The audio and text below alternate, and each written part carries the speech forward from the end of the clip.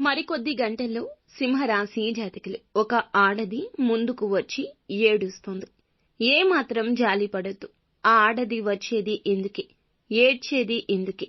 ఈ రాశికి చెందిన వ్యాపారవేత్తలు కాని, భాగస్వామ్య వ్యాపారాలు చేస్తున్న వారికి కాని, భాగస్వామ్యులతో కాస్త విభేదాలు కనిపిస్తున్నాయి జాగ్రత్త. సన్నిహితులతో కలిసి బయటికి వెళ్ళినప్పుడు జాగ్రత్త. మాటల మధ్యలో వారు మాట్లాడిన ఒక మాట కారణంగా కాస్త మానసిక వేదనకు గురి అవుతారు. అనుకోకుండా వారి నోటి నుండి వచ్చిన ఒక మాట మిమ్మల్ని ఎంతో వేధిస్తుంది. బంధువులతో, మిత్రులతో ఇదివరకు ఏమైనా విభేదాలు ఉంటే వాటిని పరిష్కరించుకునే ఒక కీలక అడుగు ముందుకేస్తారు. అయితే ఒక నూతన స్త్రీ రాక కనిపిస్తుంది.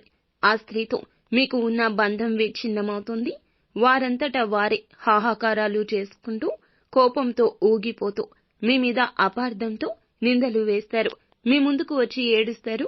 మీ వల్ల వారికి కష్టం కలిగిందనే అపోహలో ఉంటారు. గుండె ధైర్యం తెచ్చుకోండి. అపార్థాలు నీలి మేఘాలులాగా ఎప్పటికైనా వదిలి వెళ్లిపోవాల్సిందే. నిజాలు ఎప్పటికైనా బయటకు రావాల్సిందే. ఆ ఆడవారి పట్ల కోపాన్ని తెచ్చుకుని భావోద్వేగానికి గురి కావద్దు. ఇంకా ఇతర ఎటువంటి సందేహాలు, సమస్యలు ఉన్నా ఒక్కసారి గురువు గారిని సంప్రదించండి.